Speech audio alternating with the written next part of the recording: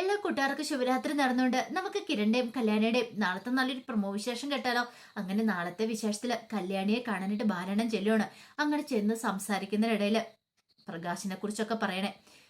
കാരണം പ്രകാശം ചെയ്ത ദുഷ്ടതയ്ക്ക് അവനിട്ടുള്ള പണി കിട്ടിയെന്ന് ബാലണ്ണം പറയാണ്. ഇനി അവന് തെണ്ടി തിരിഞ്ഞ് നടക്കട്ടെ എന്ന് പറയാം. ഇത് കേട്ടിഞ്ഞപ്പോ കല്യാണി പറഞ്ഞു, ഹോസ്പിറ്റലിലെ കാര്യങ്ങളൊക്കെ എന്താണെങ്കിലും ഇപ്പൊ കുറച്ച് നാളത്തേക്കുള്ള കാര്യങ്ങളൊക്കെ ഞാൻ നോക്കാന്ന് വിചാരിച്ചിരിക്കുക. കാരണം ഒന്നുകൊണ്ടല്ല, ബാലണ്ണൻ അറിയാലോ, അമ്മൂമ്മയാണ് ഇങ്ങനെ ഒരു പണി ചെയ്തു വെച്ചിരിക്കുന്നത്. അമ്മൂമ്മയുടെ പേര് അയാൾ പറയാത്തോണ്ട് മാത്രം.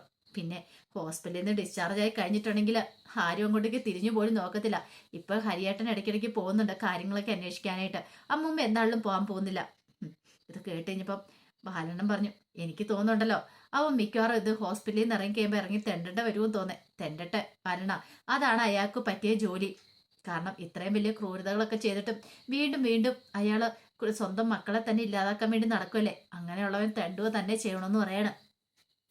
അപ്പോഴേക്ക് ദീപയും കൂടെ അങ്ങോട്ടേക്ക് വന്നു. ദീപയ്ക്കാണ് കട്ട കലിപ്പായിരുന്നു പ്രകാശിന്റെ കാര്യം പറയുന്നിടത്ത്. ദീപ പറഞ്ഞു, അയാൾ ഇത്രയും കാലം ചെയ്ത് ക്രൂരതകൾക്കുള്ള ശിക്ഷ അയാൾക്ക് ഇപ്പൊ കിട്ടിക്കൊണ്ടിരിക്കുന്നത്. ഒന്നും ആയിട്ടല്ല ബാലണ്ണ, ഇനിയും കിട്ടാൻ പോകുന്നുള്ളൂ. സ്വന്തമെന്ന് കരുതി അല്ലെങ്കിൽ പൊക്കി പിടിച്ചോണ്ട് നടക്കുന്നുണ്ടായിരുന്നല്ലോ ഒരു മോനെ വിക്രം എന്ന് പറഞ്ഞേ. അവൻ കാരണം ഇനി അയാൾക്കിട്ട് പണി കിട്ടാൻ പോകുന്നുള്ളെന്ന് പറയണ. ഇത് കേട്ട് കഴിഞ്ഞപ്പം ബാലണ്ണം പറഞ്ഞു, എന്നാലും ആ കൊച്ചിന്റെ തല തല്ലി പൊളിച്ച് ആ വിക്രം അതൊരു ക്രൂരത തന്നെയാന്ന് പറയണ. അത് കേട്ട് കഴിഞ്ഞപ്പോ കല്യാണി പറഞ്ഞു, അത് ശരി തന്നെയാ, പാവം കാർത്തിയേച്ചി ഭാഗ്യം കൊണ്ട ജീവൻ രക്ഷോട്ടെ എന്ന് പറയണം. അത് കേട്ട് കഴിഞ്ഞപ്പോ ബാലണ്ണം പറഞ്ഞു, അത് ശരിയാ, പക്ഷെ ഈ പ്രകാശന്റെ കാര്യമാണെന്നൊന്നും പറയാൻ പറ്റില്ല. മിക്കവാറും പ്രകാശന് ഇങ്ങോട്ടേക്ക് വരാൻ പറ്റില്ല. പിന്നെ വേറൊരിടത്തേക്കും വരാൻ പോകാൻ പറ്റില്ലാത്തതുകൊണ്ട് മിക്കവാറും ആ കാർത്തിക മോളുടെ അടുത്തേക്ക് ചെല്ലുമ്പോൾ മിക്കവാറും ഞൊണ്ടി ഞൊണ്ടി ചെല്ലാൻ ചാൻസ് ഉണ്ടെന്ന് പറയണം. അങ്ങനെ എങ്ങാനും ചെന്നിട്ടുണ്ടെങ്കിൽ അവനെ പഠിക്കകത്തേക്ക് കയറ്റിയേക്കല്ല എന്ന് പറയണം എന്നൊക്കെ പറയണം. അത് കേട്ട് കഴിഞ്ഞപ്പോ കല്യാണി പറഞ്ഞു, ഒരു കാരണവശാലും അങ്ങോട്ടേക്ക് കയറ്റത്തില്ല. ആ വീണ്ടും പരിസരത്ത് പോലും ഇനിയിപ്പം പ്രകാശൻ എന്ന് പറയുന്ന അയാളെ അടുപ്പിക്കില്ല എന്ന് കല്യാണി പറയാണ്. പിന്നീട് കുറെ സമയം കൂടെ സംസാരിച്ചതിന് ശേഷമാണ് ബാലൻ അങ്ങോട്ട് പോകുന്നത്. ഈ സമയത്ത് മനോഹർ ഗംഗാപ്രസാദിനെ കാണാനായിട്ട് ജയിലിലേക്ക് ചെല്ലുവാണ്. അങ്ങനെ ഗംഗാപ്രസാദ് മനോഹറിനെ കണ്ടു കഴിഞ്ഞപ്പോഴത്തേനും കാര്യങ്ങളൊക്കെ പറയണം. ആ കിരൺ കാരണമാണ് എനിക്കിപ്പോ ഈ അവസ്ഥ ഉണ്ടായിരിക്കുന്നത്. നമ്മളെല്ലാരും അവൻ വഞ്ചിച്ചോണ്ടിരിക്കുവായിരുന്നു. അവനൊരു കുഴപ്പമില്ല, അവൻ എഴുന്നേറ്റ് നടക്കായിരുന്നു. എന്നിട്ട് അവനോ നമ്മളെല്ലാരും പറഞ്ഞു പറ്റിച്ചോണ്ടിരുന്നു പറയണം. അവന് മനഃപൂർവ്വം ക്രിയേറ്റ് ചെയ്താണ്. ഇത് കേട്ട് ഞാൻ മനോഹർ പറഞ്ഞു, ഇനിയിപ്പോൾ എന്ത് ചെയ്യാനും മടിക്കില്ല അവന്. കാരണം നമ്മളൊരു ചെറുവല്ല അനക്കിയിട്ടുണ്ടെങ്കിൽ അവനതിനെ പ്രതിരോധിക്കാൻ ശ്രമിക്കുമെന്ന് പറയാം. ഗംഗാപ്രസാദ് പറഞ്ഞു, ഞാൻ ഇതിനകത്തായതുകൊണ്ടാ ഞാനിവിടെ നിന്ന് ഇറങ്ങിക്കോട്ടെ, എനിക്ക് നിന്നെ വേണം മനോഹറെ. കാരണം നിന്റെ ബുദ്ധിയും എൻ്റെ ശക്തിയും കൂടെ ആയിട്ടാണ് നമുക്ക് കാര്യങ്ങളൊക്കെ മുന്നോട്ട് കൊണ്ടുപോകാൻ സാധിക്കുമെന്ന് പറയണം. മനോഹർ പറഞ്ഞു, എങ്ങനെയാ കിരണിനെയും കല്യാണിനെയും ഒതുക്കണം. കാരണം എൻ്റെ സ്വഭാവം അറിയാലോ, എൻ്റെ തൊഴിലും എന്താണെന്നറിയാലോ. എവിടെയെങ്കിലും ഏതെങ്കിലും ഒരു പെണ്ണിനെ വളച്ചു കെട്ടി കൊണ്ടുവരുമ്പോഴത്തേനും ആ കിരണും കല്യാണി എൻ്റെ പുറയുണ്ട്. കല്യാണി ഫ്രണ്ട്സും കൂടെ പുറകെ വന്നിട്ട് അതെല്ലാം നശിപ്പിച്ചുകൊണ്ടിരിക്കുക. അവറ്റകളുടെ ശല്യം ഒന്ന് തീർക്കുവാണെങ്കിൽ എനിക്ക് പിന്നെ യഥേഷ്ടം വിഹരിക്കാലോ, ഒരു കുഴപ്പമില്ലെന്ന് പറയണം. അത് കേട്ട് കഴിഞ്ഞപ്പോൾ ഗംഗാപ്രസാദ് പറഞ്ഞു, ഇനി ആ കാര്യം ഓർത്തിട്ട് നീ പേടിക്കണ്ട. ഞാൻ ഇവിടെ നിന്ന് ഇറങ്ങിയിട്ടുണ്ടെങ്കിൽ ആദ്യം കിരണിന്റെയും കല്യാണിന്റെയും കാര്യത്തിലായിരിക്കും ഒരു തീരുമാനം ഉണ്ടാക്കുന്നത്. നീ എൻ്റെ കൂടെ നിന്നാ മതി. നിന്റെ ബുദ്ധി ഉണ്ടെങ്കിൽ എനിക്ക് പലതും നേടാൻ സാധിക്കുമെന്ന് പറയണം.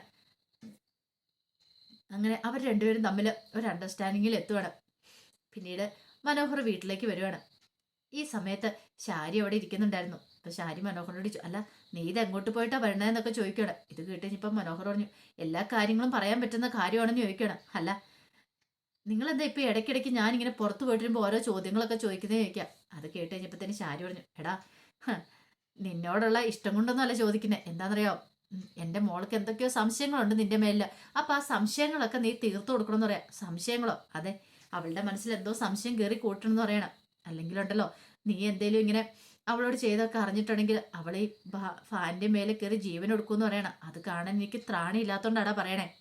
അല്ല നിനക്ക് കുറച്ച് കുരുട്ടും കുന്നായ്മയൊക്കെ അറിയാവുന്നതല്ലേ, അതങ്ങനെ എന്തേലും വെച്ചിട്ട് അവളെ ഒന്ന് സോപ്പിട്ട് കൂടെ നിർത്താൻ നോക്കാൻ പറയണം. അത് കേട്ട് കഴിഞ്ഞപ്പോഴത്തേനും മനോഹർ പറഞ്ഞു, നിങ്ങളുടെ മോളെ കയ്യിലെടുക്കാനുള്ള വിദ്യയൊക്കെ ഞാൻ ചെയ്തു കഴിഞ്ഞു. ഇനിയിപ്പോൾ അവളെ കൊണ്ടുള്ള ശല്യമൊന്നും ഉണ്ടാകത്തില്ല. അവൾക്ക് എന്നെ നല്ല വിശ്വാസമാണെന്ന് പറയാം. പിന്നെ ഇത് നീ ഇപ്പൊ പറയും അവൾ എൻ്റെ മോളാ, ഒരു കാര്യത്തിൽ അവൾക്കൊരു സംശയം തോന്നിയിട്ടുണ്ടെങ്കിൽ പിന്നെ അവളുടെ അതിന്റെ പുറകെ നിന്ന് മാറത്തില്ല.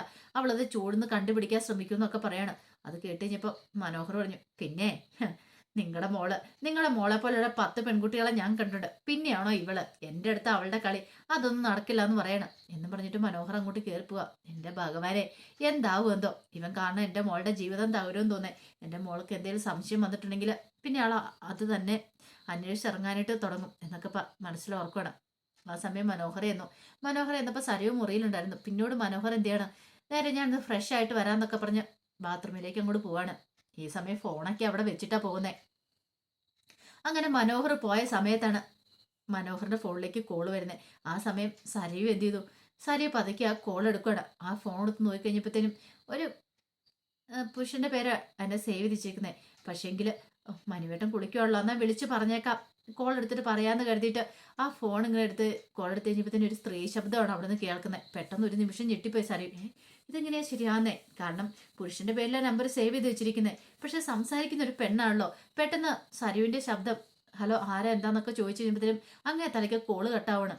സരയുവിന് ആ ടെൻഷനായി. ഇതെങ്ങനെ സംഭവിച്ചു? സരയുവിന് ഒന്നും അങ്ങോട്ട് മനസ്സിലാകുന്നില്ല. എവിടെ എന്തോ ഒരു സ്പെല്ലിംഗ് മിസ്റ്റേക്ക് ഉള്ളവർ തോന്നുവാണ്. അപ്പോഴേക്കും മനോഹർ ബാത്റൂമിൽ ഇറങ്ങി വരുന്നേ. മനോഹർ വന്നു കഴിഞ്ഞപ്പോൾ സരയു ഫോണും പിടിച്ചുകൊണ്ടിരിക്കുന്ന കാഴ്ച കണ്ടേ. പെട്ടെന്ന് മനോഹർ വന്നിട്ട് ആ ഫോൺ അങ്ങോട്ട് തട്ടിപ്പറിച്ച് മേടിക്കുകയാണ്. നീ എന്തിനാ ഈ ഫോൺ എടുത്തതെന്നൊക്കെ ചോദിക്കാം. ഇത് കേട്ട് കഴിഞ്ഞപ്പോഴത്തേനും സരയു ചല്ല, മനുവേട്ടനെ ഫോൺ ഞാൻ എടുത്താൽ എന്താ, മനുവേട്ടൻ എന്താ കുഴപ്പമെന്ന് ചോദിക്കാം. നിന്നോട് ആരും എടുക്കാൻ പറഞ്ഞു നിൽക്കും. അല്ല, ഞാനൊരു കാര്യം ചോദിച്ചോട്ടെ, മനുവേട്ടന് ഇതിനകത്ത് പല നമ്പറുകൾ സേവ് ചെയ്തിട്ടുണ്ട്, അതെല്ലാം പുരുഷന്മാരുടെ പേരില്ല, പക്ഷെ വിളിച്ചു കഴിയുമ്പോൾ അത് സ്ത്രീകളാണല്ലോ എന്ന് പറയണം. സ്ത്രീയോ? അതെ, പുരുഷന്റെ പേര് സേവ് ചെയ്തിട്ടേക്കുന്ന ഇപ്പൊ ഒരു സ്ത്രീ വിളിച്ചിട്ടുണ്ടായിരുന്നു പറയണം, ഏതോ ഒരു പെണ്ണ്. ഞാൻ എന്ന് അറിഞ്ഞു കഴിഞ്ഞപ്പത്തിന് അവള് കോള് കട്ട് ചെയ്തിട്ട് പോയെന്ന് പറയാം. സത്യം പറ, ആരാന്ന് ചോദിക്കുവാണ്. ഇത് കേട്ടപ്പോ മനോഹർ ആകപ്പാടെ ഞെട്ടി. കള്ളത്തരം പിടിക്കപ്പെട്ടാന്ന് തോന്നേ. സത്യം പറ മനുവേട്ടാ, മനുവേട്ടൻ എന്തെങ്കിലും ചുറ്റിക്കളി ഉണ്ടോന്ന് ചോദിക്കാം. എന്ത് ചുറ്റിക്കളി?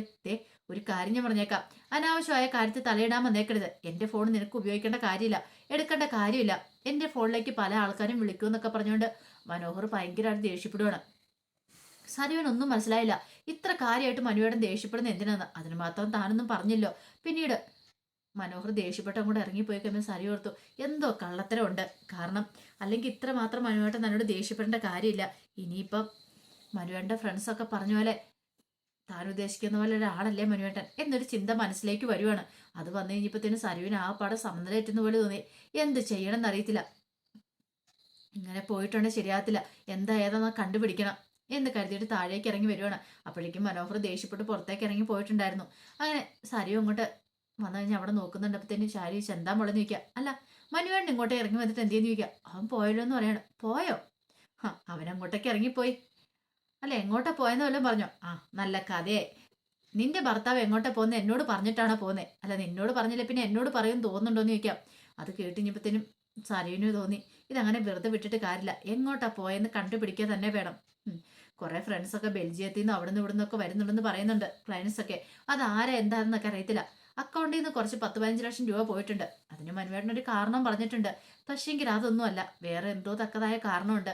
ഇനിയിപ്പോൾ വേറെ ആർക്കെങ്കിലും ആണ് ഈ പൈസ കൊണ്ട് കൊടുക്കുന്നത് എന്നൊരു ചിന്തയൊക്കെ സരയുവിന്റെ മനസ്സിലേക്ക് വരുവാണ്. അങ്ങനെയാണെങ്കിൽ ഇത് വെറുതെ വിട്ടിട്ട് കാര്യമില്ല, കണ്ടുപിടിക്കാൻ തന്നെ തീരുമാനിക്കുകയാണ്. അപ്പൊ അതിന്റെ വിശേഷങ്ങളൊക്കെ നാളെ കാണാൻ പോകുന്നത്. ആ വിശേഷങ്ങൾക്കായി നമുക്ക് എല്ലാവർക്കും കാത്തിരിക്കാട്ടോ. ഒരിക്കൽ കൂടി എല്ലാവർക്കും ശുഭരാത്രി നേർന്നുകൊണ്ട് നിർത്തുന്നു. നന്ദി.